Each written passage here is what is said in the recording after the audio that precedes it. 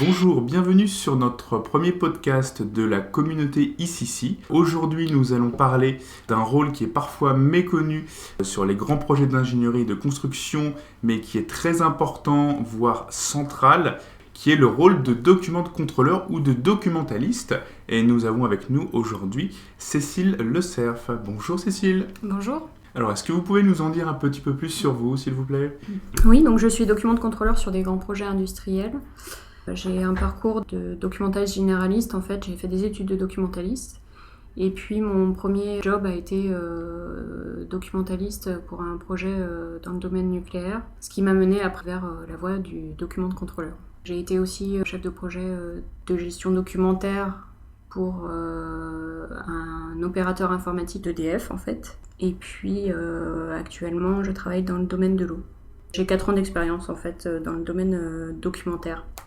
Est-ce que vous pouvez nous en dire un petit peu plus sur votre métier au quotidien ? Alors en fait, le rôle du document contrôleur, c'est la définition, en fait, c'est la gestion documentaire, la gestion des documents techniques qui émanent de la maîtrise d'œuvre, et puis de ses sous-traitants, et puis la gestion des documents des fournisseurs. Le plus souvent via un outil documentaire qui permet de centraliser la documentation et de maîtriser les flux de documents, etc. Alors les tâches un petit peu systématiques du document de contrôleur, ça va être en fait la vérification du document, être sûr qu'on a bien en main la dernière révision, vérifier un petit peu toute la forme du document. Il n'y a pas évidemment de vérification sur le fond. Ensuite, c'est l'enregistrement de la dernière révision de ce document, sa diffusion, et puis tout le suivi des commentaires qu'il peut y avoir par la suite. Alors tout cela demande un certain travail de préparation en amont, c'est-à-dire avant la mise en place même de l'outil.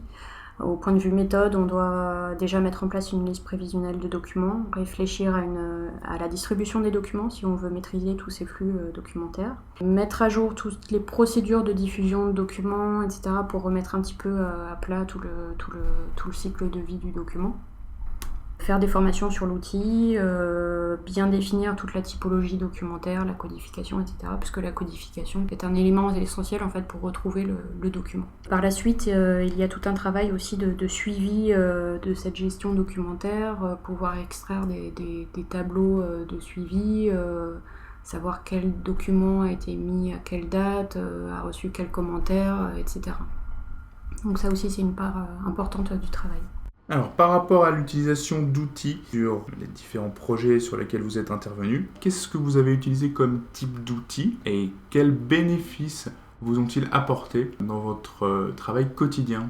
Alors j'ai déjà utilisé deux grands types d'outils en fait. Une base de gestion documentaire de GED assez classique et un outil collaboratif exclusivement en mode web. C'est assez différent au niveau de l'utilisation puisque la GED permet une utilisation en mode déconnecté qui est tout à fait différente tandis que la version web est plus axée sur le travail collaboratif. Est-ce que vous imagineriez avoir pu faire ces projets sans ces outils ? Je pense que les outils de doc control sont indispensables à la fonction, en fait, ils sont indissociables. On est obligé d'avoir un outil qui permette de gérer tous les fichiers. Il faut savoir qu'il y a énormément de fichiers, de documents sur un projet. Il faut pouvoir les gérer correctement, avoir un historique complet, être sûr que la dernière révision qui est bien en ligne est bien la dernière. On peut gérer jusqu'à, on va dire, 10 000 documents sur un projet. Enfin, ça dépend de la taille du projet, mais il y a énormément de fichiers à gérer en tout cas. Et on ne peut pas non plus en fait, utiliser des outils classiques pour leur diffusion, etc. Ce qui serait trop long à utiliser et trop encombrant au niveau taille de documents, etc. Par rapport à ces différents bénéfices, j'imagine aussi qu'il y a peut-être certaines fonctions que vous souhaiteriez voir dans ces outils, certaines fonctions qui n'existent peut-être pas encore et qui vous apporteraient encore plus de flexibilité et de confort dans votre travail au quotidien. Oui, alors je vais revenir justement sur cette notion de confort d'utilisation. Je pense notamment à l'utilisation des outils collaboratifs en web qui, à cause du réseau qui ne fonctionne pas toujours bien, notamment sur site, c'est de pouvoir avoir une facilité d'utilisation de l'outil, d'avoir un fonctionnement simple sans avoir à charger trop de pages web. tout d'abord, ce point-là est important. Ensuite, je dirais à pouvoir extraire des tableaux Excel très complets en fait sur la base, c'est-à-dire pouvoir avoir des extraits à un jour précis sur tout ce que contient la base, sur les échanges qu'il y a eu sur un document, sur ses révisions, à quel stade on en est, etc. Ça aussi c'est très important et c'est très demandé par les chefs de projet. Avoir un outil simple sous Excel qui permette de savoir exactement où on en est. Et puis sur la manière d'utiliser également la base, ce qui est pour les utilisateurs assez important, c'est d'avoir un certain nombre d'informations tout de suite en accédant à la base sur chaque document, c'est-à-dire avoir précisément pour telle référence de document quelle est la révision, quelle est la date, à quelle date il a été émis, avoir un certain nombre d'informations comme ça, et qu'à la limite ces informations-là, on puisse les choisir, que chaque utilisateur puisse choisir ce qui l'intéresse en fait. Par rapport à ces outils, généralement, comment le client réagit? Est-ce qu'il apprécie également que vous lui proposiez un accès à des documents via un outil dédié? Je pense qu'il apprécie avoir accès à cet outil, même si il ne va pas forcément y aller tous les jours. En tout cas, ça lui permet de récupérer les documents s'il a des commentaires à faire. Ce qui est le plus apprécié, je pense, c'est le mode de diffusion avec un bordereau classique qui lui permet de ne pas se noyer en fait, dans la masse de documents.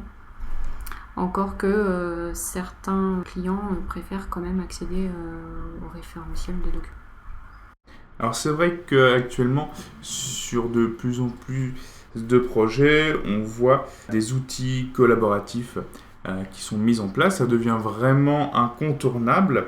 Comment vous voyez le futur de votre travail en tant que document de contrôleur, documentaliste, ces outils? Comment ça va évoluer ça dans le futur? Très bonne question.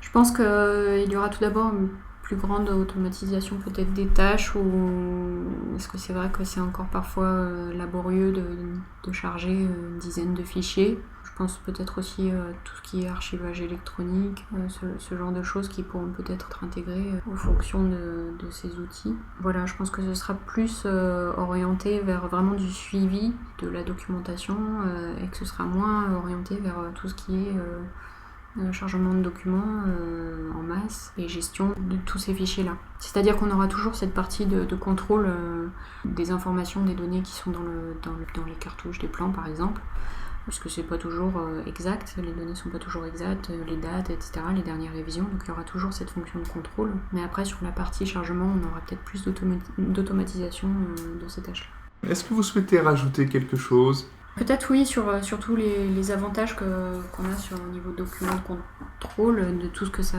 permet de faire, c'est d'abord de gagner du temps dans les recherches de documents, être sûr qu'on a bien la dernière révision en main. Ça permet aussi d'avoir tout un historique de la documentation qui a été produite lors d'un projet.